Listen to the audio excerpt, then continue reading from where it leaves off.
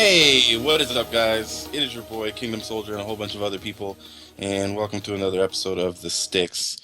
I literally just sat down and jumped on the call, and so I'm trying to pull up the chat so I can make sure I can hear from you guys. But Landon, I'm gonna let you go ahead and do the intro so that I can pull this up on my phone. Alrighty. Well, what is up, guys? Welcome to the STiKS Live, joined by Mr. Duffman. Duff, how are you feeling today? Super duper, Stanley Cooper. I'm waiting for you to say that say line. I'm like uneased. Like I've never done one of these kind of like let's discuss things shows. So I'm excited, but I'm feeling pretty good. How are you guys doing? I'm doing good. Good. I'm doing pretty Good well. talk. I was like, all right. I want to point out, me and Duff were here before any of you guys were. We were like just waiting for you guys to You get know what? here. We're professionals. That's why We are. You know, we just I'm show not. up, ready, I'm not. hair done, makeup done. Just kidding. There's no makeup on this. It's That you fine. guys know of, at least. Yeah, there's no You guys can see it. Shh, move. All right. So I'm going to ask you guys the intro question that we always do. And the question goes, if you could pick one gun to return in Black Ops 3, it just got released. I said Black Ops. No-brainer. Black Ops 3. What would the Black gun Ops. be and why? I'm going to go in order. I'm going to say Mr. Davis goes first since he already knows. I'm going to say Duff, then Mr. KS, then myself. So, Hitch. Does it have to be returning from Black Ops 2 or can it be from any It could be Call of any Duty? title. Any title. Okay. In So the chat, you guys, my name is Hitch, aka Hitcharski, aka Hitch a Ride. And I'm a content creator and more for Optic Intel. And if I had a gun that I would want to come back, it would definitely be the UMP from Modern Warfare 2, because that's the best gun in Call of Duty history. history. History. I guess. It's a bold thing. History. Debatable. Yeah, that is debatable. I think actually Not in line with Black Ops 3, I came up in Black Ops 2 as like a streamer. So I'm Jarrett. I'm Duffman. I'm a professional Call of Duty caster. I just got done casting champs, albeit some very close future events. I can't really talk about. But I'm also a content creator. Does it so- rhyme with Viagra? Nope. Here, shoot. Words. I also live stream. I'm a full-time live streamer and I upload YouTube videos. Like I try to like 3 times a week. But anywhoosies, my favorite gun was the MSMC from Black Ops 2. Like that was just my baby. That was if I had a child and it was made of metal, it'd be an MSMC. Because that was the greatest gun in Call of Duty history. Looking at you, no, that was my favorite gun. It felt nice, and it was easy to run a sub with in that game. I don't know, I loved it. Still do. All right. My name is Kingdom Soldier, and I do stuff on the internet. Not last week, unfortunately. Sorry, guys. The sad thing is, after I made the Nate Shot video, I actually was at a commission. My family and I, there's 5 of us. I have 3 sons. Most of you probably know that. And my wife, and we each picked a day last week because my wife took it off and I took it off of work and gaming. And we each picked a day and we got to choose whatever the whole family did, and everybody had to participate. We actually somehow got through the entire week and didn't on Friday. We really didn't want to do it, but we did it anyway. We went on a long hike in the rain, but we picked up like lizards and stuff, and our kids loved it. And so sorry I didn't have any content last week. The only thing I uploaded was the STiKS from last Monday, and I missed Roster Mania. So luckily I get to talk about it a little bit today on the show and give my opinions on some of these rosters. Make sure to use the code Kingdom for 10% off your G Fuel, and use the code STiKS for 5% off of your Scuff Gaming products. If I had to bring a game or gun into Black Ops 3 from any past Call of Duty, jeez, that's hard. I'm gonna say The Vector from Ghost. no. It's either gonna be the gold. It's either gonna be a gold ACR from Modern Warfare 3, Ooh, gold. Or- I like, it. I like the Camo, too. ACR. or an intervention, fall camo intervention from Modern Warfare 2. You got specific with the camos. I like that. Yeah, right. Because for You me, even what get it- list what attachments? it does, it's the looks. Like when I kill someone, seeing the kill cam with my fall camo is like, I'm gonna go gold ACR with red dots. All right, so what is up, guys? My name is Landon, aka MLG Roster Mania. I upload stuff on YouTube. I make content for the online subscribers of mine. I also, like I said, run a Twitter where I update people on Roster Mania news. It's literally the fastest source online. I'm not even kidding. I'm the quickest. Anyway, faster than Codpedia and Optic Intel. Oh. Bow. Speaking of shots, my favorite Shot gun, shooting. if I could return it, if I could return a gun to Black Ops 2, I have two of them. If I had to choose, it'd be between the Black Ops 1 FAMAS, love that gun. Oh God! Oh, shut up! I love that gun. Or the M8A1 from Black Ops 2. That was my child. Like, it wasn't my metal child, like Duff said, but if I were to choose, I'm gonna say a Black Ops 1 FAMAS because I worship that gun. I'm not even gonna lie. It's my favorite gun of all time. I'm gonna see it return. Black Ops 1 FAMAS. Well, you're a PS4 player, so everyone used the FAMAS. I guess that's we can't why I ruined. And that, oh my God, that's when I played competitive on PlayStation, was in Black Ops 1. All right, so last week a whole slew of changes went down that I was privy to some of them. I got to peep some of the things going on, but there was parts of me that were aching, no pun intended, when I was seeing some of these trades that were taking place, and I was like, okay, yeah, I'm happy that I took this week off because I might have one of those, like when I did the Proofy video way back when, and I got annihilated by Optic fans. But it was like there were some of these trades that just kind of boggled my mind. Now I've had some time to calm down, and I can be more sensible today on the show about these trades, but I still think some of them are a little crazy.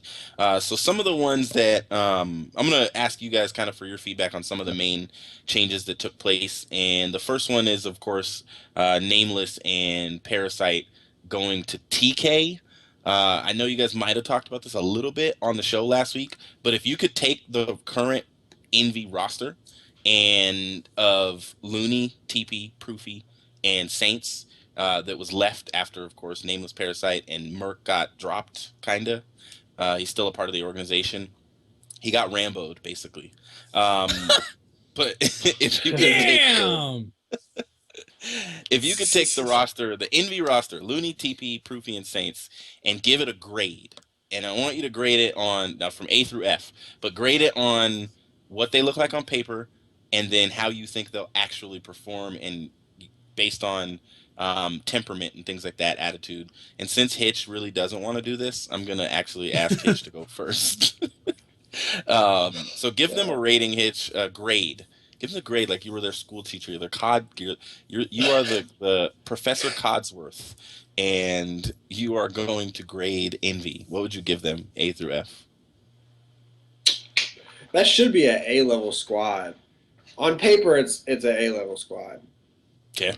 And I don't see too many loud personalities that should really conflict with each other on that team either. Do you? No. Yeah, not at so all. that's what I'm saying. I think it should. I mean, I don't know. I haven't seen him play. Don't smitey fatty me. A. An A? A solid A? Don't smitey fatty him, or he will Rambo Ray you. All right. Retire you. Yes. I will retire you. You will force me to retire. I will leave you in the STiKS family, but you just won't be seen on camera. That's crazy. All right, Landon. Golfing. Give me a grade for Envy. All right. So Envy's a good team on paper, like Hitch said. I definitely agree with that. In reality, like, none of them have really played together like Teep and Proof have and whatnot. But if I were to give them a grade straight off the bat, I'm going to say a solid B-. Maybe a B. I'll give them a B. A solid B. A solid B-. B. Yeah, B- can't be solid. A B. A B? Yeah, a B. I'll give him a little higher grade. I guess some extra credit. All right. I feel you. And it's just because they're not proven? Because you haven't seen them? I've seen him play a little bit, but I'm not sure that team's going to work together, to be honest with you. I don't think... I don't know. I just give them that grade. They haven't really played together. Like, they don't have any previous chemistry to work off of, but they're all known players. So, I mean, I don't know. We'll have to see. Okay. Duff? I'm actually as far as Envy goes and the TK trades and whatnot, or the droppings and whatever, I think Envy made out really well. I honestly do. I think that Hastro and the boys in blue have to be really excited about the roster that they ended up with. I mean, just think about the talent that you have on that team and how they kind of formed together. Obviously, Teep and Proof are just, they're Teep and Proof. They're name brands. They're household brands, if you will, in the Call of Duty community. But as well as with Saints on that squad, Saints is... I think he's become an underrated player in this team, or throughout Advanced Warfare. He started out very, I would say, even overrated because of the amount of time he put into the game. He was a great slayer. And then, you know, as things progressed, there was roster changes before COD Champs. You know, different teams started to come out, things like Revenge. Obviously, the guys over that were on that Aware roster, then Stunner, really started to become names within the community. And we kind of forgot about Saints. But Saints is a very talented player. Now, within this group of Team Envious, TP gets to do what TP is phenomenal at. And TP is that vocal leader.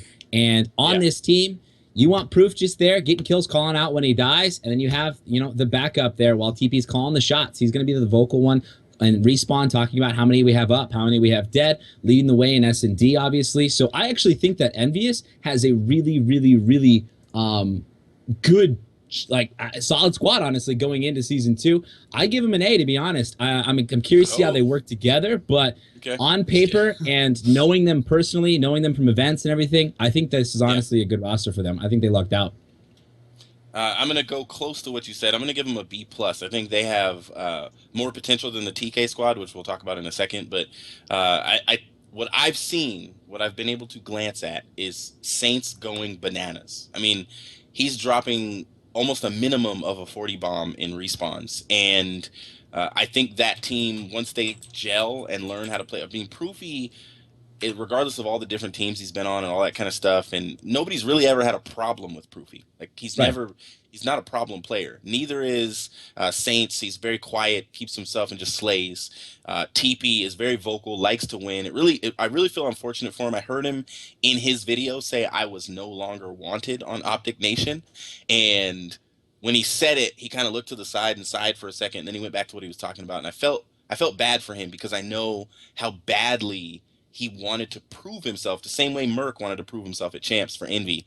He wanted to prove himself to Hex that he could work with Optic and that he could stay in the brand. But when they had the chance, Nadeshot said Karma was the clear choice by everybody in the organization. It was like Karma. Nobody even thought about TP, even though the community was throwing his name out. And so I think TP has something to prove, and I think he's going to prove it. He's going to prove that he can take a team to the top. I would see this team like at UMG Cali next month. They should be a top 4 team, in my opinion. This is a real Envy team that we can actually, like Hastro said, I'm going to give you a team to root for. I think they might have built that.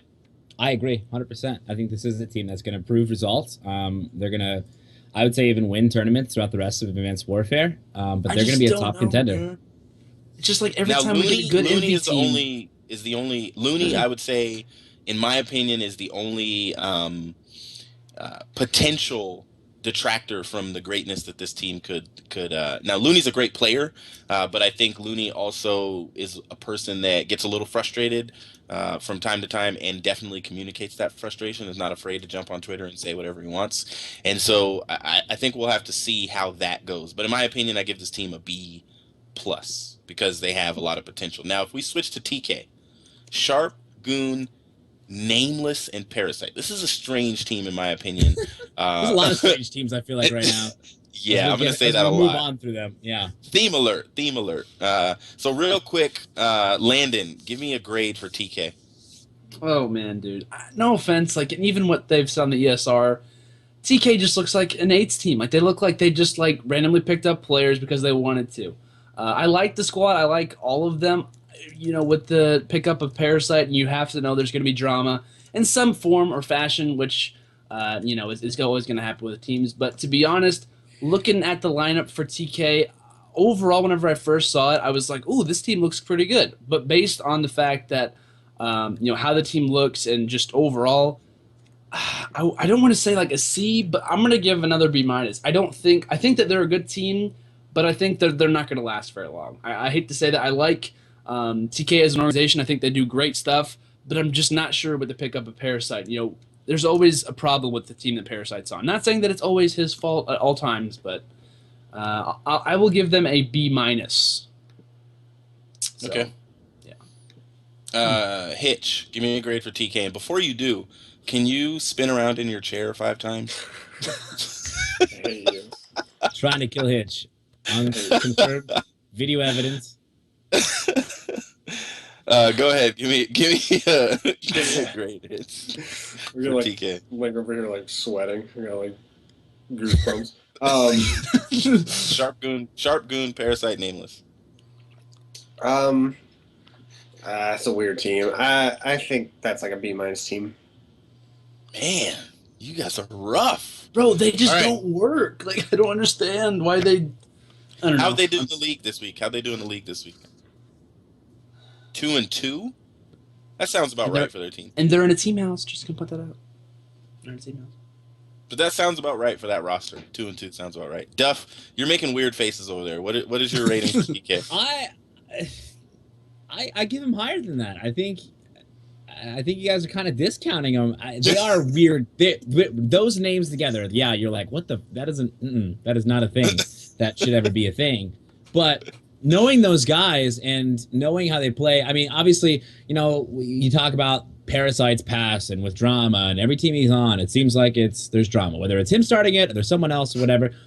He's just a vocal guy. That's always going to be there. But I mean, honestly, I want that kind of guy on my team if I'm a player, because you're gonna have someone that's not afraid to call you on your stuff. Not afraid to tell you were stupid for pushing that. Whether you disagree or not, you want to hash that out. And especially in a team house, you get to hash that out. And sometimes there's gonna be those disagreements, but being able to talk to your teammates face to face and say, look, dude, this is exactly what you did wrong. Let's pull it up on the freaking 55-inch that we have in the living room together. I'll show you why. When you spawned there and you killed that guy and you decided to push, you 4 spawns over here. It's those kind of dynamics that really change the game and really change the dynamics between people, as well as that drama you think about with Parasite.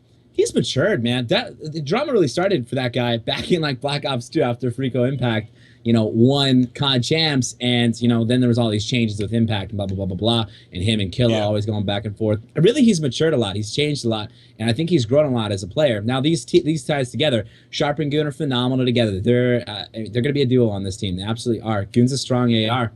Parasite can really run a sub in this game if he has to, but he's another person that's always been traditionally a very strong AR person, or a strong AR player in past Call of Duty. So looking at this team, yeah, it sounds like a bunch of just random, but you have a group of 4 guys who all live in a house who don't really have a lot of outside distractions, who are all focused on winning, with the exception of, and not even to say that this is a distraction. Goon has a girlfriend. That's not really even a distraction for him because he's always performing very well.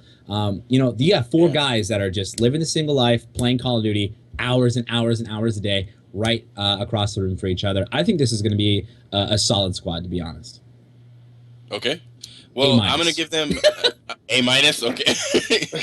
All that to say. let me ask you this, Duff. Does that squad TK finish top 3 at Cali? At UMG Cali, I'm gonna go ahead and say no. I think they finished top 6. Okay. I think I'm gonna say some of there's gonna be some bigger name teams that are gonna take out that top 3 and just hold it down unless we see some upsets. The thing about TK is TK as an organization, with the exception of COD champs, actually even because they placed 8th at champs, TK is actually, if not the most, one of the most consistently placing LAN teams, period, in Call of Duty. Over the past 2 and almost 3 years, they are consistently placing top 6, top 8, and they're a team that always can do that. But when you talk to players, there's a different mindset that I think you have to get from that top 3, that top 2, and even a top 1. I've had many discussions about it with like Clayster. It's just a different mindset. It's a different attitude that you have to have, and you have a champion on that team. You have high placing team players on that team. So I think they might have the final hurdle to get over that. I think you're right. I'm going to give them a B plus. They have potential only because of Parasite. Like, a lot of people may think of Parasite as a parasite, like what his name says. Like, he gets on a team and poisons them. But the reality is that, like, when I've talked to Parasite, one of the things he said himself was that top 8 and top 6 is not enough to make a living off of gaming. Like, especially if you're not in Optic, and you can't stream and upload YouTube videos and make money off of that.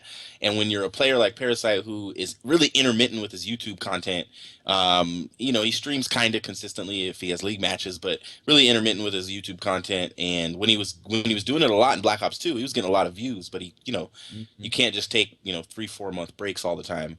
And so I hopefully Sharp will influence that part of Nameless and Parasite consistently uploading. That would be great. That's a very good point.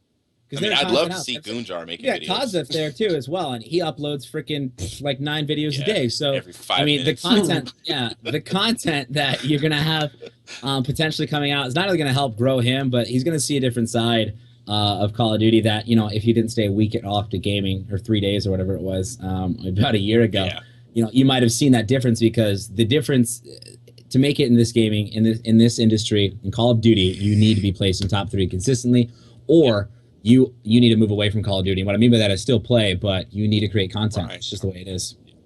And Parasite is one of the smartest players on Advanced Warfare, period. One of the smartest search and destroy players. Period. He's top 5, 100%. Yeah. He's going to make that team better.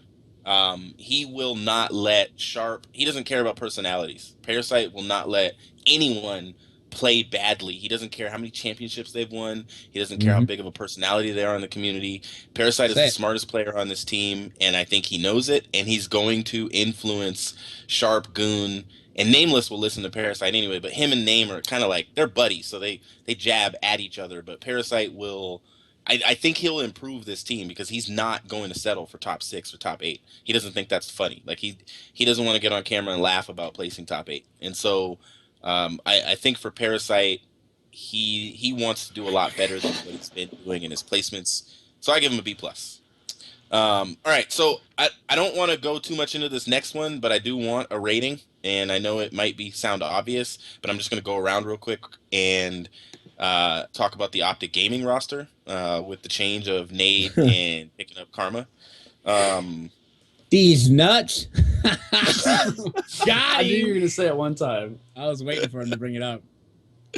All right, so give me, I'll start with Hitch. Give me a rating for Optic Gaming. Don't be biased. Oh, what'd you say? A+. Well, good show, guys. 100%. 100%. They are the best squad on the planet. All right, so what would you have given them before champs? C. No, I'm just kidding. Yikes. I mean, before champs, everybody thought they were going to sweep through champs with no problem. Yep. So I still would have said A. Okay. Landon? Oh, I'm gonna say I'm in between an A and an A-, and no one yell stuff in the chat. All right. The reason I say this is I want to see how they perform off the bat, right? How I should say. They have a group of really, really talented players. You have Scump, Crim6 Formal, and Karma. Like, you look at the lineup and you're like, is that even illegal to happen? But the fact is that Karma and they have some big personalities on that team. They have a lot of vocal leaders on that team, and I'm interested to see how together that team will work.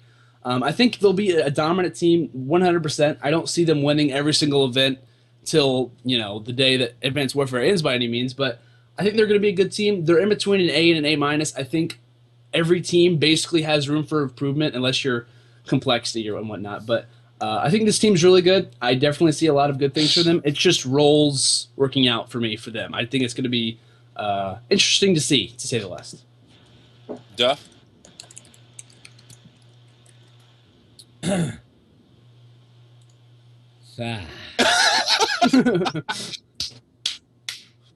It's not a good rating, Optic fans. It's not this. Here's the thing. I'll just give a little sauce. Just a little sauce. It's just died. Not the whole just died inside. You have the 4 arguably best slayers in COD history, in all past CODs, all on the same team. And the thing about that is the communication's off whack already at that point. In game, you go to Optic listenings. We hear them all the time at tournaments. I interact with these guys in between stuff, and I'm like, "Hey, how was this?" And Carmel will just say some weird stuff after he drops 50. He's like, "That was stupid easy." Like, what? You just played one of the best teams. You have players on that team who, when they're on your team, you don't want them saying a damn word. You want them to just and kill. Only time you want them saying anything is when they die, and that's what you have on that team right now. Formal is just quiet. Karma, you don't want him to. You don't want him to think, dude. If you could, you could just hook up some like telepathy. You don't want him to talk. So, and then Krim, of course, does what he does. I really think what you're going to start to see, honestly, is Scump and Krim really start to form towards this more objective type, always calling out vocal constant leaders, because Formal and Karma, at least, are just, they're just not that type of player, and they know it. They absolutely know it. You could have conversation right now and they'll say, no, dude, I just play to kill. Like, that is my job. For whatever team I'm on, that's why I'm there. I'm here to kill things. So I'm nervous, man. Why weren't they at the 5K? Did anybody get an official answer? Did they like say, hey, someone had dinner? Or like, did we get an answer for that? Because that's concerning to me. I think they said that Karma wasn't online. I think. I thought when someone asked Scump, he said David was. Yeah, huge roster change. First big tournament. They don't show up as a squad. That's just kind of concerning, in my opinion. I'm gonna do some research. Maybe it's like we're not ready. Especially think about the pressure Optic has, right? They show up to anything, they need to look good. And if they're not feeling like they're looking good, I don't know if they would compete, you know? Somebody said Bella was sick. Bella was sick? Okay, so then that's the only reason why then. It's hard, I don't know, man. Yeah, it's hard to complain about that. I have to see them play, but on paper, they don't look good. Stats-wise, kills, yeah, oh my God, the greatest, before all that crap. But on paper, meshed those four players together, it doesn't look like it's going to be a great thing that happens when they play in the Respawn and they play in S&D. I did see some stats from the first Season 2 League games, and it looked like Krim had pretty good KD in both Respawn and in S&D. I have that actually up right now, as well as Formal did as well. So, and Scump. So Respawn looked good for him, obviously. I'm concerned about the objective games like Uplink and like S&D. Personally. What was your grade? Dude. Like a C+, dude. Oh, yeah, that hurt. I'm dropping that it. Hurt. Just the chat just died. Gosh. I can't wait. I'm gonna watch the chat. I can't wait to see. Load the cannon. Dude, I don't know, man. It's just it's like those are the best slayers. Like they all do the same thing. I agree with you. I'm not even gonna like lie. I said, I think you're gonna see an involvement. They're gonna have to evolve. You're gonna start to see, I feel like Scump kind of play a little bit more objective, kind of like you saw in Black Ops 2 when him and Nade shot were really just, he would assist Nade in the objective back in Black Ops 2, and then he would also just go out and just slay things. But I really feel like, you know, I think you're gonna have to see a big change in Optic Gaming's play style in order for that roster to work. So this may sound weird. Don't look at the chat. Yeah, they're going crazy. No, I fully expect it. I'm just kidding. Somebody said Duff's right. So here's my thing. I would have rated them higher before champs for the same reasons that Duff is saying. I think TP would have been a better pickup than Karma, in my opinion. Because TP is comfortable, ready, and willing to go negative for the win. He did it for 19 or 18 championships. He'd be fine taking an L and having a bad KD like in Ghosts in order to get the win. And I think you need that player. You need a Nate shot on that team because those guys slay so much. Now, they're going to be successful online. They're going to go to X Games. They're going to be top 8. They're going to probably have the best record in Season 2 unless attitudes or something comes up. But and having Krim and Karma on the same squad, I don't know if Krim was already kind of clashing with Nate a little bit sometimes.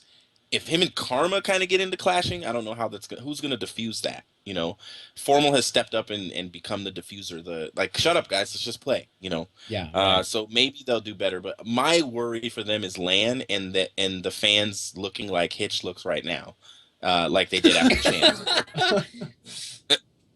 I just think that you're gonna get to that place where they're gonna do great. They're gonna go to X Games, and then it's gonna be like.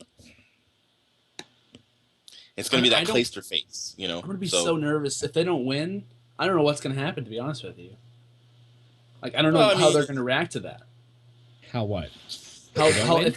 Say they don't get top 5, or say they get, like, top 5, but they don't win it. Like, they don't even get close to They'll get top 5. Don't get me wrong. This is a top 3 team. Is it a top? Is it number 1 team? The number I don't think it is right now because Denial. of...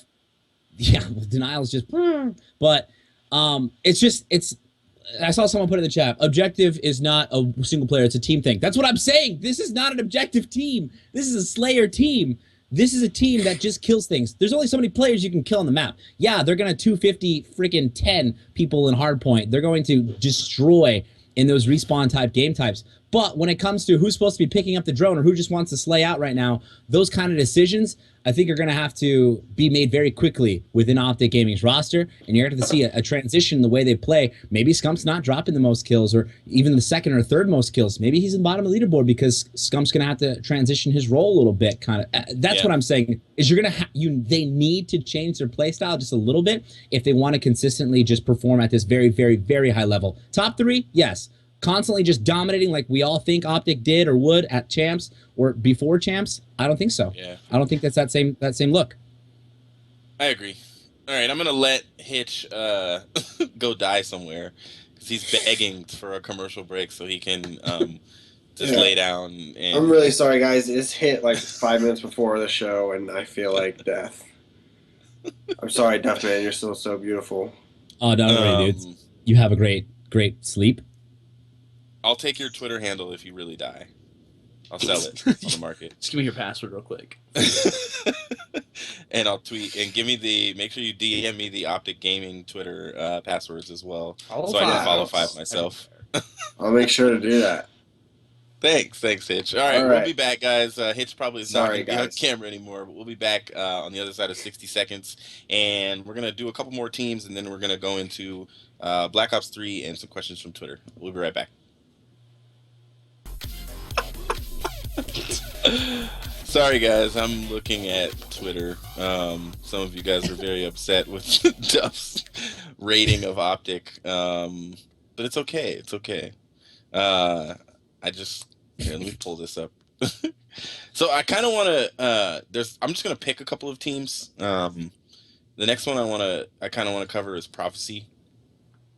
This is just another ridiculously awkward roster. In my opinion, Mochilla, Apathy, Censor, and STiKS, with BL Fire as a sub instead of a starter. Yeah. BL Fire as a sub. I don't know what the heck that's about. I don't know why he's not on AR. But let me get your guys' grade on this roster. Mochilla, Apathy, Censor, and wait, did he freeze Hitch on a picture of him sleeping? I think he did. Oh my god. That's fantastic. Everyone's probably so confused. That's awesome, goalie. People are going to think Hitch is actually sleeping on stream. That's fantastic. So he said Hitch. That's fantastic, dude. That's good stuff, goalie. All right, so give me your rating on this squad, starting with Landon. Moch, App, Censor, and STiKS, Prophecy. So I feel very strong about this team, not necessarily in a positive way. I love Prof, the organization, to say the least. But when you have STiKS, Apathy, and Censor on a team again, and I'm not going to say that STiKS got them off the team, even though he kind of did. Regardless, STiKS kind of was on the FaZe Red team, got into the FaZe Red team as the captain, got dubbed the captain, got rid of the 2 players that kind of initiated him being the captain. So it's kind of like the "I'm the captain now" meme sort of thing. But looking at it, I'm not happy with this team. I honestly would rate them in the low C's, probably like a C-. I'm not going to say a D, but I was really thinking about it. C-? Oh, yeah, 100%. Like, I like the guys on this team. I like Censor's videos. I think he does good content. I love Apathy. Apathy's one of my favorite players. But when you have all these guys on the same team, I just don't see it working together. Even Mochilla was saying on stream, I even heard him say it. He's like, bro, I don't want a team with this guy Censor. Like, they were talking about it previously, and they just got on the team somehow. So I'm not happy. He wanted to get in the league. I mean, how'd you get on the team? He wants a chance.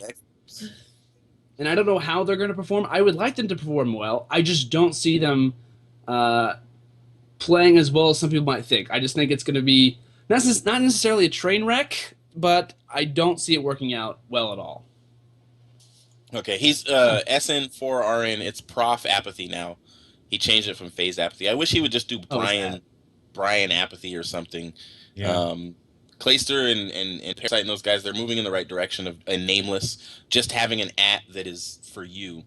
It doesn't have to be It doesn't have to be related to a team. Now, the Optic guys are probably smart to keep Optic in front of their names, but outside of that, as much as these guys switch teams, what?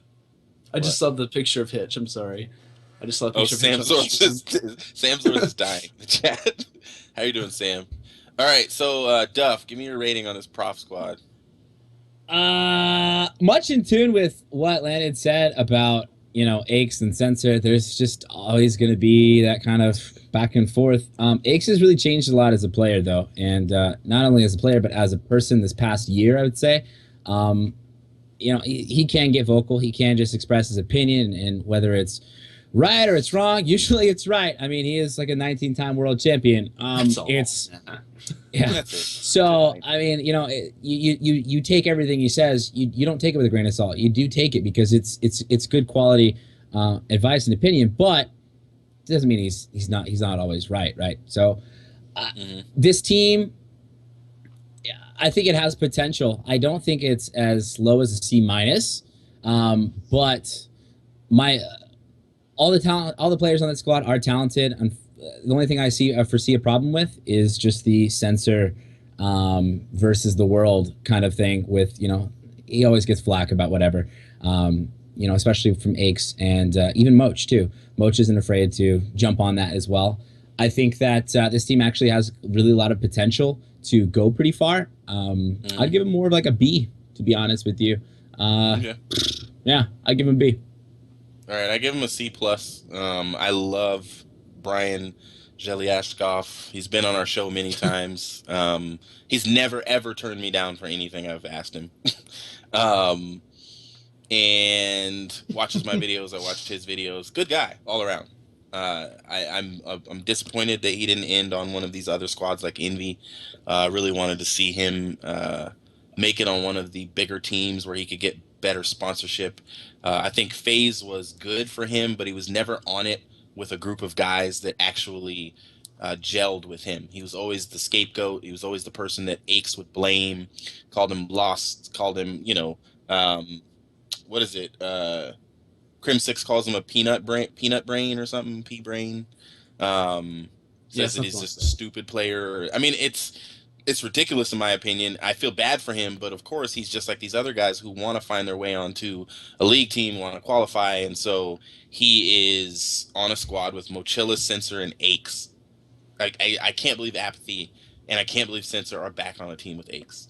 And so in my opinion, this is a C+ squad because of what could happen with the breakup. Mochilla has never been quiet either. And if you guys want to see some comedy, look at Aches' tweets with Slasher today. They were pretty comical. They went back and forth for a good 30, 40 minutes on Twitter. And Aches actually won, in my opinion, the banter. Banter. He called him the Easter Bunny, and I thought that was pretty funny. Because he said, "You're the Easter Bunny." He said both of us can tweet things that make zero sense. It was just kind of funny. Oh my God, I think Aches has won 19 championships. None of us can say it's like saying something about Michael Jordan when he played for the Wizards. You know, it's like, yeah, we can't not call him the greatest, even though he's not playing as good as he used to. You know, and so I would say Aches is still great. I don't care if he lives in the past. He had a lot of success in the past. Why not talk about it? If he retired right now, I wouldn't. Yeah, I wouldn't. He's had the most success in the past, so he might as well bring it up. As far as the where this team could place, I don't think they could crack top 4 with the other rosters that we have in the game right now. So that's just my opinion. I actually think the FaZe team potentially could beat them on LAN. Enable, Slasher, Hook, and Zuma. I think they could potentially beat them on LAN. So that's just my opinion of the Prophecy squad. I think they made... Need to do... Oh, yeah. I got you, goalie. I think they made some interesting trades. All right, let me see. There was one more that I wanted to... Oh, okay. So this Justice roster... Study, TCM, Octane, and Merc. I'll start. Please. Make this easy on you guys. Start Ned. I'm going to give them a C. They're pro players. They can win. They have won. They play Call of Duty. Merc and Study have been successful together at champs, and so they've played together well. He helped with the molding of Study into a more controlled and decisive player that made better decisions in Search, in my opinion. In Ghost, he got really good with the sniper and with making good decisions towards the end of the game. And I think they have that relationship, mentor kind of relationship that will continue. TCM and Lawless, or TCM and Octane, I don't know how they're going to play with Study and Merc. I'd like to see this team play, but I'm going to give them a C, and I'm going to say that they have the potential of falling out of the top 8 and not going to the X Games, in my opinion. Duff. This team is just I love. First of all, I have a lot of respect for the Justice organization and the players that are on that team right now. Like I love Joe, and my man. I feel like he just got kind of a not necessarily crap end of his stick. I don't want to say that to discount TCM, Octane, and Study, because they're all phenomenal players. TCM and Octane are very young into this pro scene, right? And so it's very difficult, like we talked about earlier, with the mindsets of going from placing top 16 to placing top 8 to top 6 to top 3 to getting from that second to first.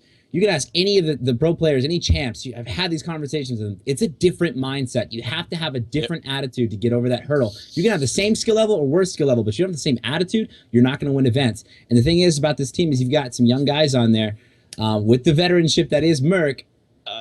Man, this is a low team, man. I really, what's the grading scale? A through F? Mm-hmm.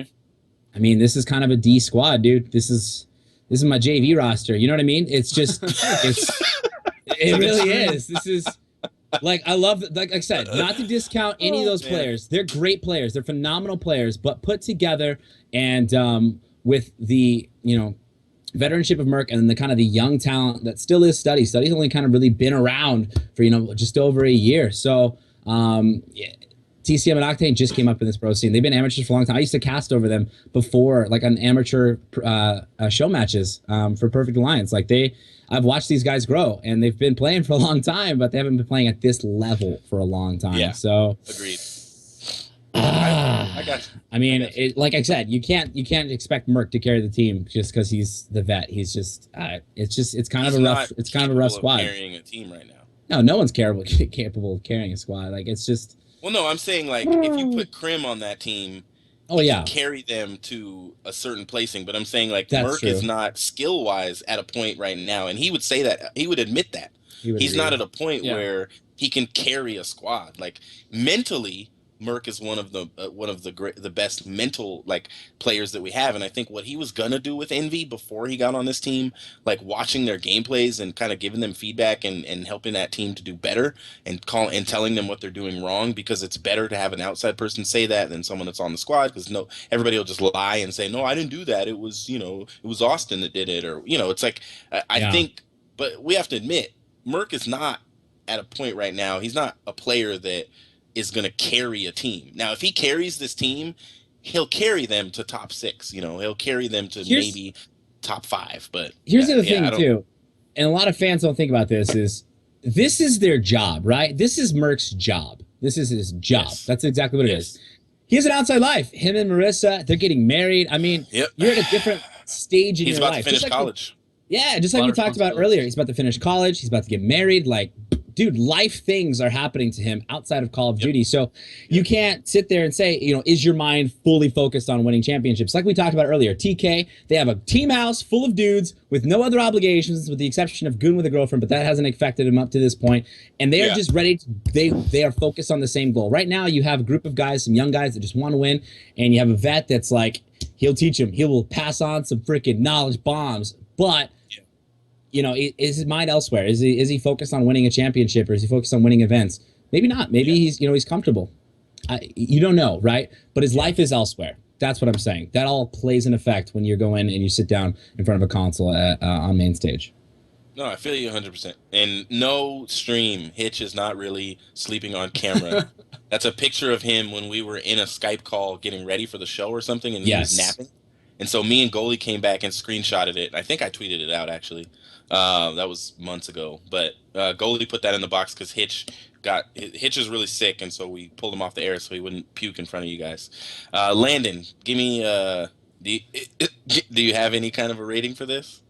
Yeah, I want to speak a little bit about Justice. I like Justice, like Duffman said. I have a lot of respect for the Justice brand. Oh yeah, we love Big Snacks. Great guy. You know, I really like Merc. Merc to me is one of my favorite pro players to watch. I really have a lot of respect for him. 100%. He's been on the show before, and you know, he's just really an awesome guy overall.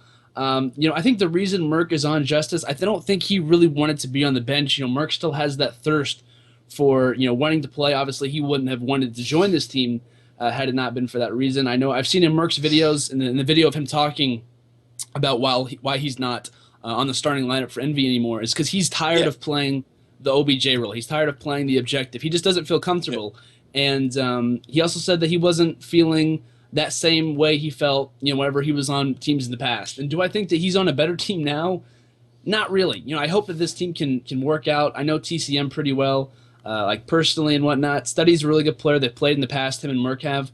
Overall, I'm not sure how this team will work. I think they'll be okay online. I don't see them getting last by any means. I think they're ahead of a couple of the teams, but I just don't see this team working out, and the fact that there's no chemistry really there. There's nothing really in their favor, you know, really on land wise. So I don't see them overall, lasting.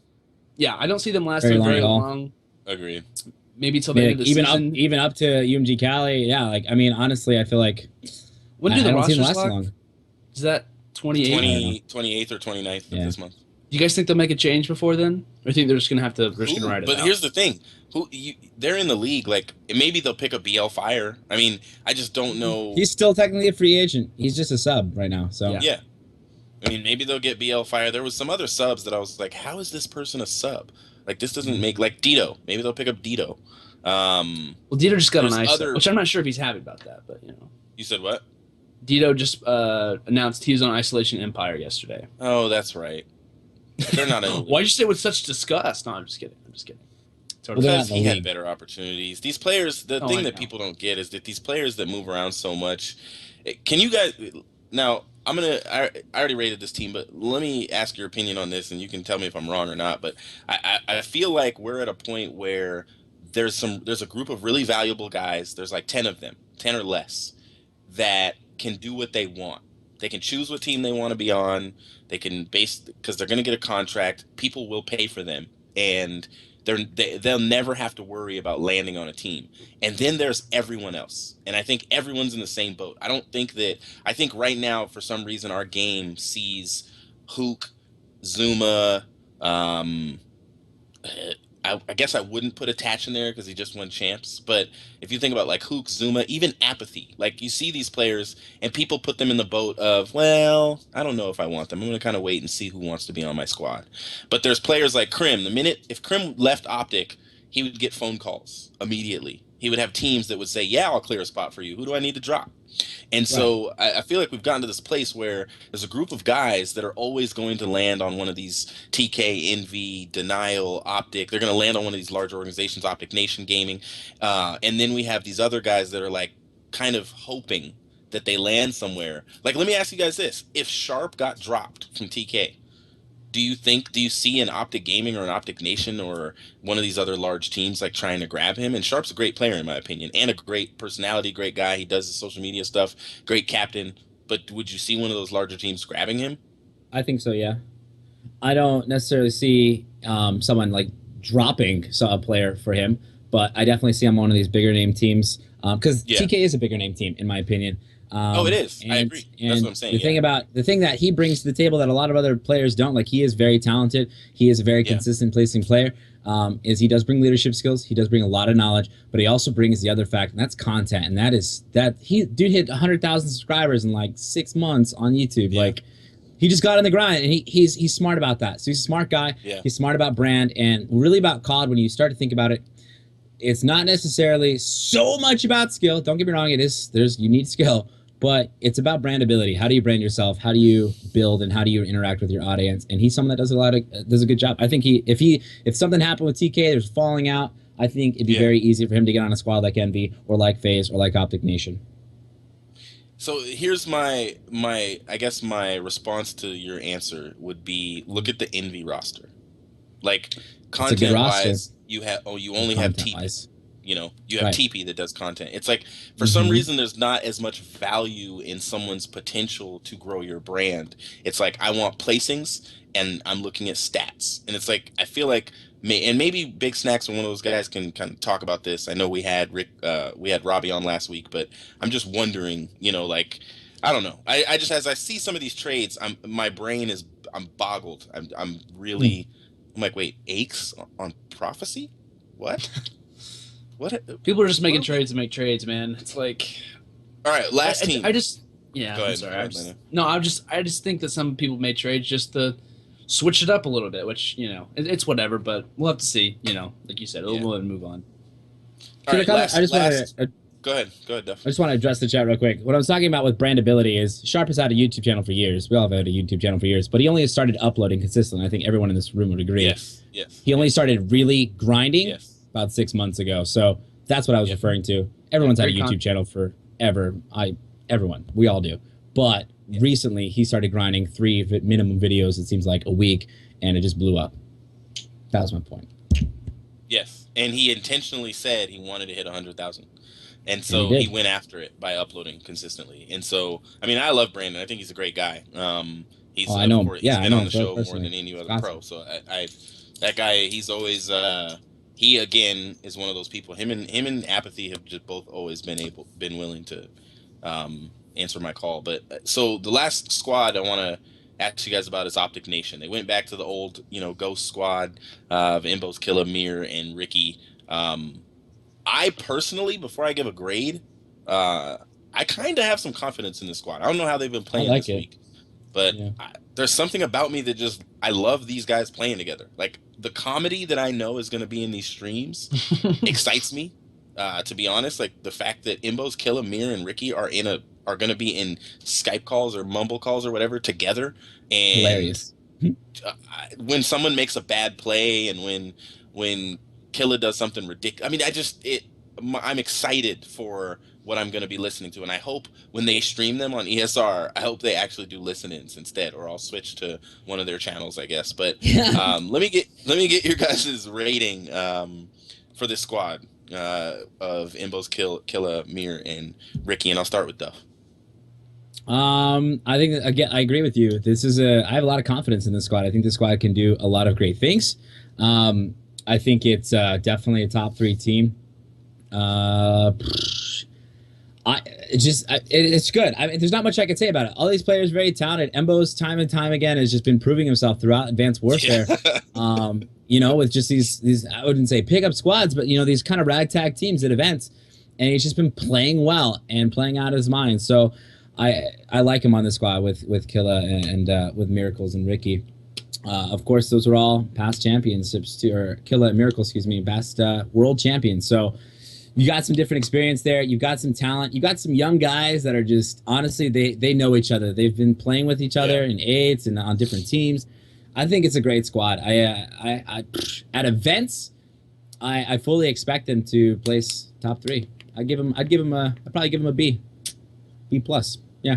I think this is that team that you root for because you want them to stay together. You like them, yeah. You like these guys. I mean, they're just here's the only issue I see, and this is why I didn't give them I wouldn't say they're God Squad, and this is why I didn't give them anything better than just like a regular B, is that Killa last event at Champs, he was weird, man. He was missing shots. His aim wasn't there. I don't know if something's going on with his hand or what, but whenever I was jumping on board with him, it was just weird, man. He's not playing like he's played in the past couple of years. So maybe he punched a window frame.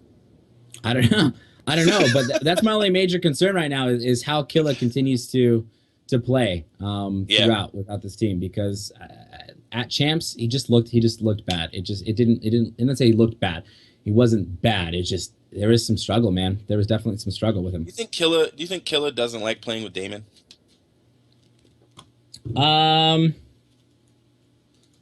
Sometimes people play different with depending on who they play with. I mean, yeah, you do. I don't think Killa likes to play the way Killa likes to play, and he likes people to play around him. And he's kind of changed a lot since, I would say, the end of Black Ops 2, early Ghost, when he realized that he can't have that. He can't just build the team around him. I feel like he doesn't know how he wants to play right now. But yeah, he does change. I think with this team, he might be able to get to actually play the way he wants to play, though. I agree. And they'll let him. They don't They really, will. I mean, Absolutely. these guys, yeah, they'll let Killer do what he wants to do. And that I think you're right. That may, and Imbos is going to get to play like he likes to play. Because he doesn't want to be Nate Shot, which is what everybody tries to get him to do. They'll try to get Mir to do that, and I think this squad is a squad that can switch roles on a dime, with the exception of, I think Killa will be the LMG man for sure. But He'll kind of play the same role. Yeah. Plus, I mean, I think an underrated player on that team is really Ricky. Ricky is phenomenal. Ricky's very, very talented, especially in Advanced Warfare, in S&D, in slaying categories. I mean, on paper and off paper, guy's great, and I think that he's gonna shine on this team. I think. Hold up. So the reason I don't see Fizzler is he's still on SB. Yes, I believe so. Him and John are. Yeah. Gosh, get this dude in the freaking league somehow. I love SB, but man, Fizzler's entertaining. All right, so Landon, Optic Nation. I like this Optic Nation team. They're honest. I'm not gonna be like biased or anything, but this is one of my favorite teams. I love watching them. Their content is great. I actually, Goalie just linked us in the chat, but I also saw Miracles actually just uploaded a video. Yeah, so he's already getting on the grind for content, which is awesome. I love when players, decide to do something other than just gaming. You know, they have some free time when they're not playing Money 8s and league matches and whatnot. So I'm really happy for Miracles. Go back to what Duff said. Ricky, to me, a very underrated player, a great player who's not necessarily in the limelight all the time. This team, to me, came out really good in the fact that they have a lot of chemistry. A lot of these teams haven't played together, and this team, they've played. They actually like to talk to each other, like they're actual friends outside of the game. Like they're actually going to be playing with each other when they're not actually having to. So I like this team a lot. I give them a solid B, maybe even a B plus. I want to see how they perform. I want to see them be consistent. But I think this team can definitely turn up. Mbos has definitely done a lot better. And to me, this team's going to come out ahead more than what people think, in my opinion. I see Goalie just played the opening of Mir's video. I know, I saw that. I was like, what am I watching? I was like, what is this? What are you showing?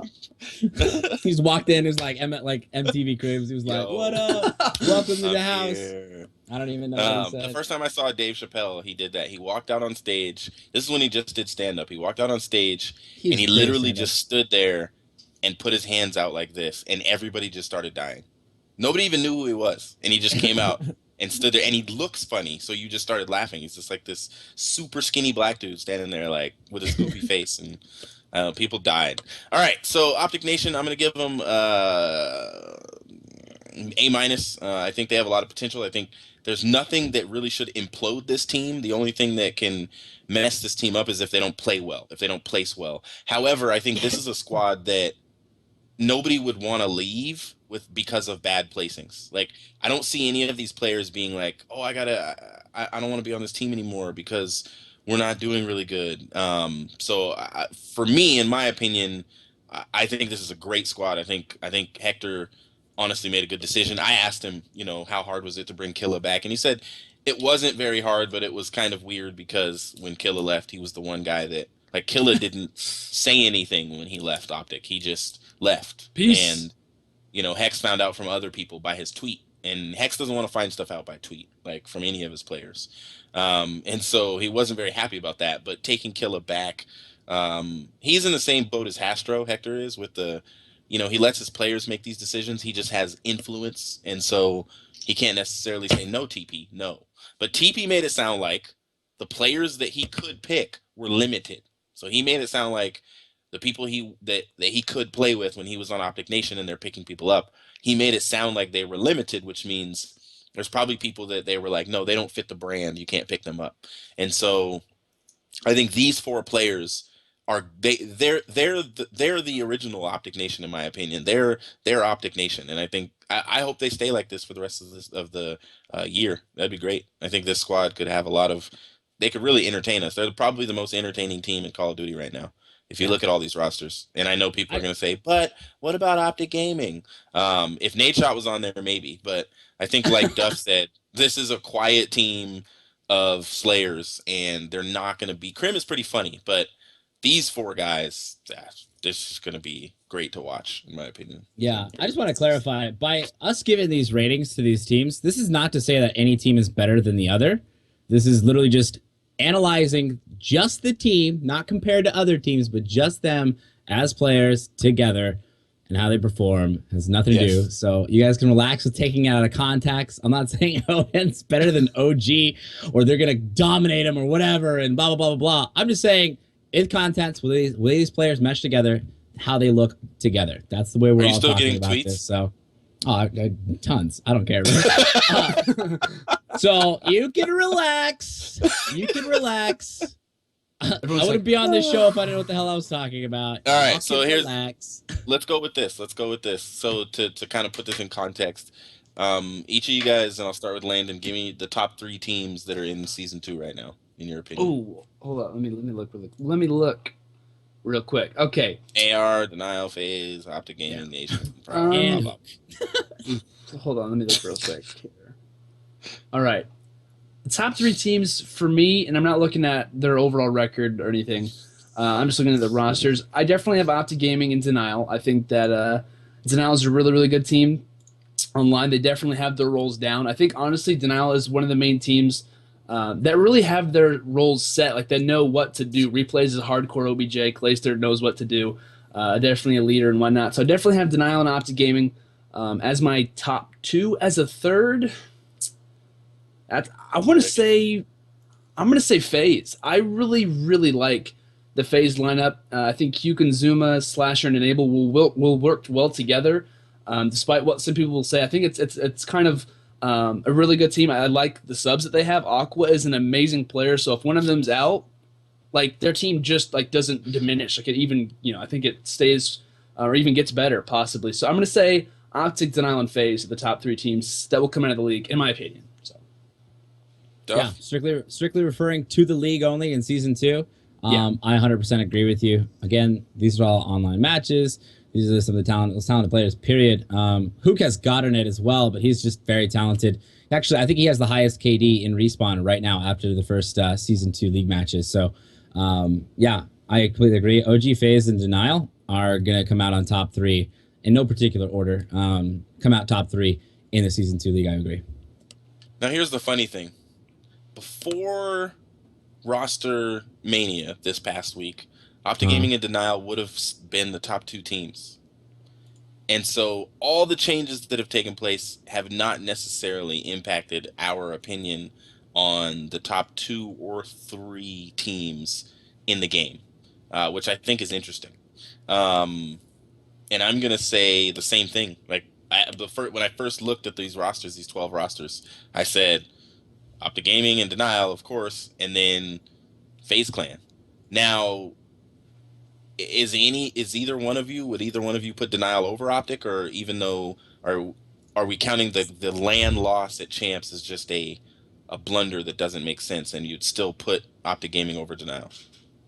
No, it does make sense. Here's the thing that like a lot of people aren't thinking about is you guys, everyone in this chat, and everyone in this lobby, and everyone whatever, you guys know LAN is different than online, and it's not just connection. It's just a different experience. It just is, and the players will tell you that. Like, it's just completely different. It's a different mindset you have to have. You do things differently. You communicate differently. Like everything changes. It elevates a whole nother level. And we saw online in tournaments, we saw OG just wipe away the competition. We saw the first LAN, Advanced Warfare Open. They plowed through the competition until their Achilles heel was FaZe Red, and then it started to get a little weird on Champs. So I at events, it's just different. And that's why I'm really excited to see Kali, because I honestly don't feel like OG with this roster will do super well at the event. It's a different type of pressure, especially against OG. There's a lot of pressure on their freaking shoulders whenever they show up on that main stage. So it's just different. I don't know, man. I think that I don't know that I would put Denial over them for sure on LAN or online. But on LAN, I think I would put Denial to take them Yeah, in the finals for All right. sure. I wish I could see your timeline. Like, I wish I could be privy to your mentions on Twitter. Oh, it's pretty comical. I'm sure it's great comedy. All right, so I we're like being controversial. Hey, you gotta be honest, man. Be genuine. Tell the truth. I'm gonna switch over to Black Ops 3, but before I do want to mention that today is the last day for you guys to purchase STiKS apparel. We have the white hoodie and the blue shirt. We've way exceeded our goals on both of them, and after today, that campaign will be over, and all of them will be sent out if you made an order. I got both myself. I'm really looking forward to the white hoodie. I like the black hoodie that I have and the black shirts. I think I ended up getting like 3 of the black shirts. I gave 2 of them away, but yeah, I got a lot. Get them all. But I do. It was funny because somebody tweeted at me and said they saw me in like Safeway and they were like, "I knew that was you." And I think I might have been wearing my STiKS. It happened to be at Target. It was kind of creepy. Yeah, it was just, I was like, Duffman. Hitch is not really on screen, guys. People keep asking. That's a because people are new. People are like, bro, does no one realize Hitch has been asleep for the last 5 minutes? It's just a picture of him. We're gonna show the Black Ops 3 trailer and the little 5-second or whatever long video it is. Goldie's gonna show it. There's no sound, so I'm just gonna keep talking.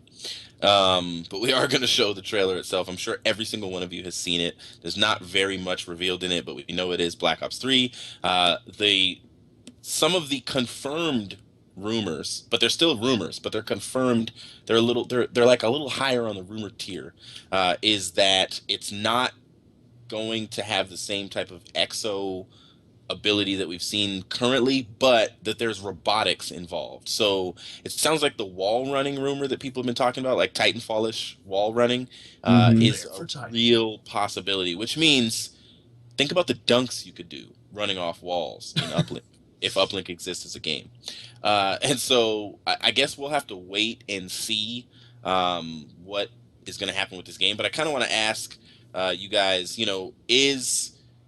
is Black Ops 3, everybody's going to think that this is going to be like the saving grace of Call of Duty esports. This is going to save us, because a lot of people, there's differing opinions on AW, but people aren't willing to talk negatively about it yet. If you think about Black Ops 2, which was one of our best games, it got better after Champs. Most games go downhill after Champs. Black Ops 2, it got better and improved competitively after Champs. They started to ban the right things. They got rid of the sentry gun, dual wielding cap 40s, the hunter killer drone. I mean, there was a lot of stuff that got removed after Champs and made the game extremely playable all the way until Ghost came out. I mean, we played that game. I don't know if anybody stopped playing Black Ops 2, but I sure didn't. I mean, I played the heck out of that game, and I think a lot of people are looking for Black Ops 3 to be the savior. But my question for you guys is, number one, is this what you preferred, or would you rather have saw like the World War II, kind of the old school World at War II game come out? And what needs to be in this game? If you had to pick 2 things that have to be in Black Ops 3, what would you say they are? And I'll start with Landon. What was the first question you said? I'm sorry, I lost what you said the first. Would you like? Is this the game you were hoping for, or were you hoping for the World at War shooter? Honestly, whenever people were talking about, could we see, the World War II shooter, will we see Black Ops 3 return? I was really in favor of wanting to see Black Ops 3. I think it would be interesting to see, something a little bit different and whatnot, but, work with what's worked in the past. There's no reason to switch from it. There's definitely going to be risks you can take, and sometimes it works out for you, but Black Ops 2, amazing game. I think we can all agree. I think the only real problem with it for me was maybe the connection based a little bit. I know a lot of people were complaining about that a lot through the game. I love Black Ops 2. It's one of my favorite games that I've ever played. For it to be successful, I think they need to bring things back that really worked for them, such as like league play, but improve on it a little bit. Make certain adjustments that you guys didn't, even think of in the past. Have what was that? Maybe like an improved broadcaster mode where they've done certain things for that. And I know that Vonderhard, he's been at events. He knows the game. I think he was even at Champs, right? He was even watching, seeing how Champs went. He got on stage, he yelled "Red Devil" when the crowd got quiet. Oh my God. Oh my! But I'm excited that he's there. Like, he cares. Like, he's willing to show up there to see what's going down and then to improve on things that he saw that needs to be. So for me personally, I was very excited to see it return. I think Black Ops 2 was an amazing game. Definitely grew the Call of Duty scene, and I'm definitely looking at it to do more. Like I said, so I'm really excited for that. I think they need to bring back League play. I think they need to improve on certain things, and I think that the guns, honestly, were phenomenal. Like I think that it was a great thing that they did with the certain guns and whatnot. I think we need more variation as well. So something like that. But overall, really excited for Black Ops 3. I was ecstatic when they announced it. All right, Duff. So I'll address the would I rather like a past kind of like WW or like World War II era type Call of Duty. I kind of would, and that's just to say that we're kind of like all going as far as like first person shooters towards this like very futuristic Call of Duty, and I don't know. I kind of like the old fashioned just run and gun, kind of thing. Not the thing about this Call of Duty, like it's just so different. It's so, and that's what people like about it. I enjoy Advanced Warfare. Don't get me wrong, but Black Ops 3, it does have some kind of exo ability. I don't imagine it's going to be too different, honestly, than the current exo ability, because here's the thing about this exo ability is that it changed the game, kind of like perk systems did. When perk systems first happened, guess what? Every other Call of Duty had perk system. And Advanced Warfare happened, and I feel like every Call of Duty, with the exception maybe like one throwback, maybe a year from now or something potentially, won't have or will have those exo abilities. So I feel like it's just kind of it's going to continue to be a thing going forward because of how popular and how awesome it was. Like I said though, I probably would have preferred the old-fashioned just run and gun, no exo suits. I just like that style of warfare better in the Call of Duty titles. But going into Black Ops 3, things I hope they bring back. The League play thing was just unmatched. I hope they bring back League play in that very similar ranked play system because no Call of Duty so far with Infinity Ward's title and Sledgehammers has even come close to it. They had their kind of like ranked play, but it was just, God, it was just, I wouldn't say it was awful, but yeah, it just wasn't, it wasn't in comparison at all. It just wasn't the same. Infinity Wards was awful. Yeah, very, very awful. Clan v Clan, yeah. And then also like to see them bring in, I don't know. I feel like the snipers need to be better going forward into games. I agree, only because, like, as far as content goes, like, I'm just tired of honestly seeing Black Ops 2 videos for sniping content. Yeah, and I'm just looking for new content, because the thing about Call of Duty is right now is as far as content creators go is they're starved. Like I don't even stream Call of Duty anymore. I still play it. I still keep up. Because I cast it professionally, but I don't stream it anymore because it's all old content. There's nothing new about it. It's just the same thing, and there's nothing new to do or to move on with. I think they need some new refreshers, and I think sniping community would appreciate that at least, and that would entice some new growth in content at least to a new Call of Duty, because every title since, every snipe team blah blah blah just goes right back to Black Ops 2, and it's just kind of getting old. All right, I agree. I was excited when it was Black Ops 3 because, I mean, Treyarch is doing the game, so I'm happy anyway. But I know some people don't agree with me. But World at War, because I came in after that game, I went back and tried it, and it was just so. It was so far behind, in my opinion, COD 4, that I played first, which was COD 4 as what I played, and then I kind of stopped because I was getting annihilated on COD 4. Then Modern Warfare 2 is where I really got my stride, and I went back and tried to play World at War. I actually tried to play it with my wife because there was a co-op part to it, which I wish they would come out with a co-op mission for Call of Duty. I would cry if they came out with a co-op Call of Duty. But I think they need to... people may hate the sniping community, but the sniping community, people like Zergriz, like those guys made YouTube for us when it comes to Call of Duty content. They bring a new audience. Yeah, there was nobody. There wouldn't have been a Woody's Gamer Tag, or a Hutch, or a C-Nanners, or any of these dudes if there wasn't a sniping community first. And Grizz was doing things that people weren't doing.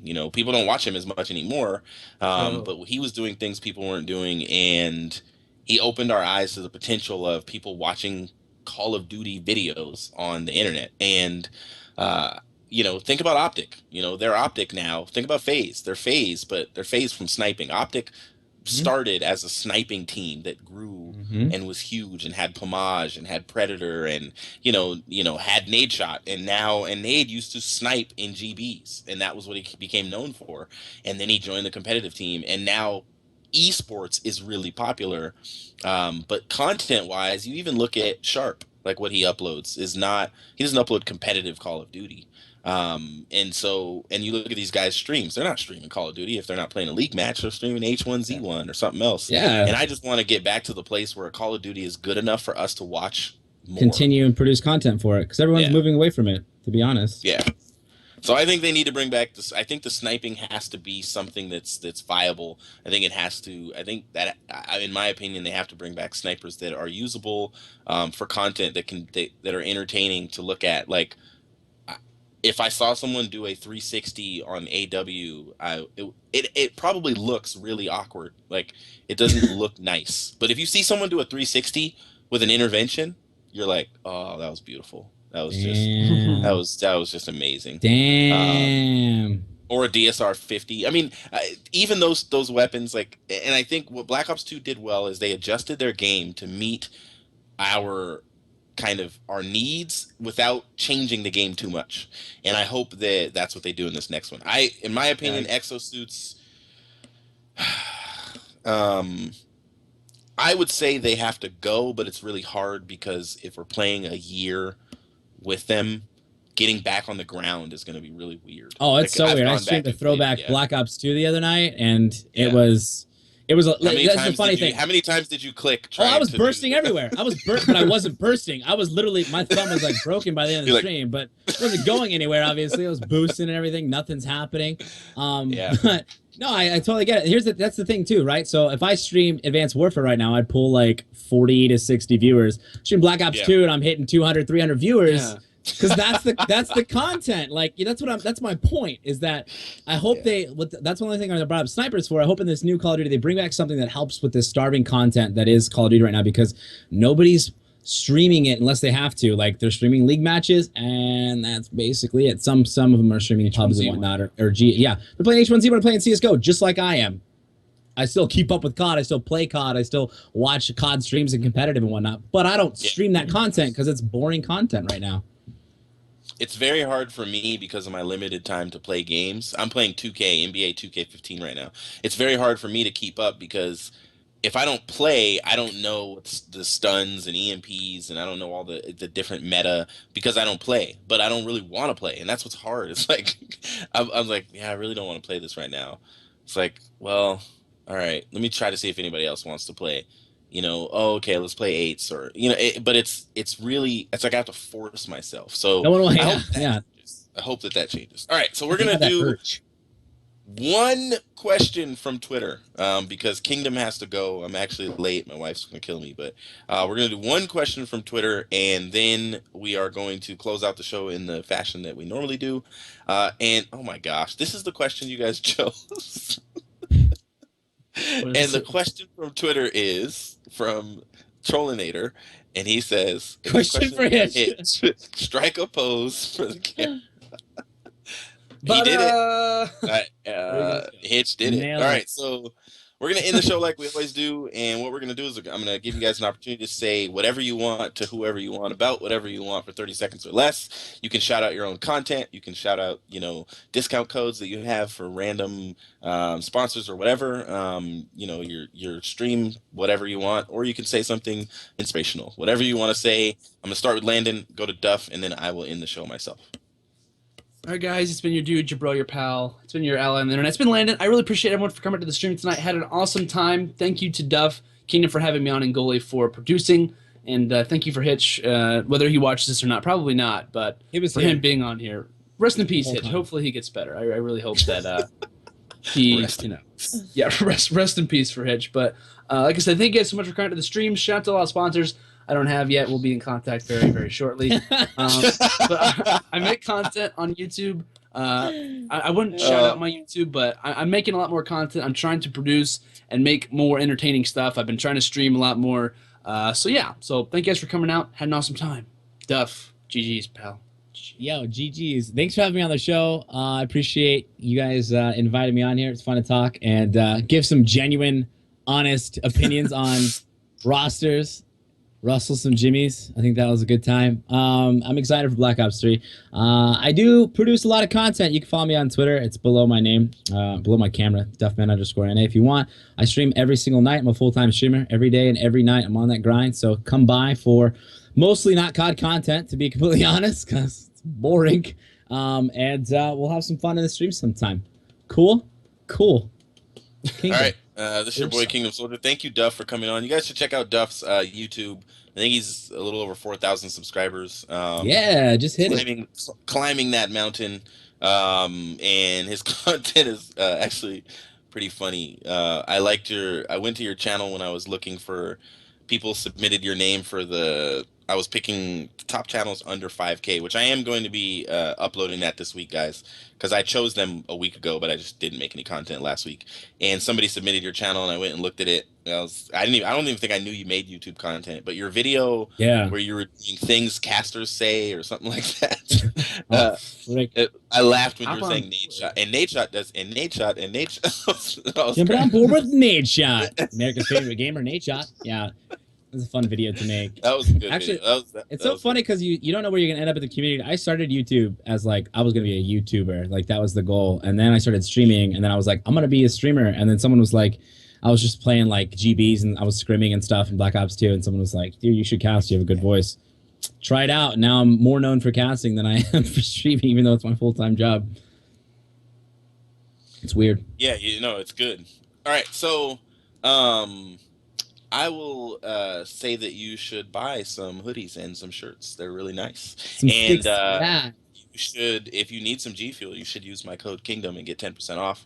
Thank you guys, by the way, because a lot of you guys have been using my code because they report and let me know how much is purchased with my code. And you guys are doing a great job, so I really appreciate it. And then make sure you use the code STiKS to get 5% off your SCUF Gaming products. We have crazy stuff coming up in the future that we'll be telling you guys about. I am fighting for a good 1v1 this Thursday, so tune in on Thursday for the STiKS 1v1. Make sure to tune in on Wednesday morning. I know it's early, but for the STiKS EU, and Landon and Goalie will be doing their weekly recap, their STiKS weekly recap of the league and other things that happen around the Call of Duty esports community on Friday. That's all 4 of our shows, but you never know. We could just pop up with something new really soon. So thank you, Duff, for coming on. Thank you, Landon. This is your boy, Kingdom Soldier, Duff, and Landon Calrissian doing some kind of swirl with his hands. You didn't intro. You didn't outro. Oh, you thought I messed you up. I messed you up. And we'll see you guys next time on the STiKS. Peace.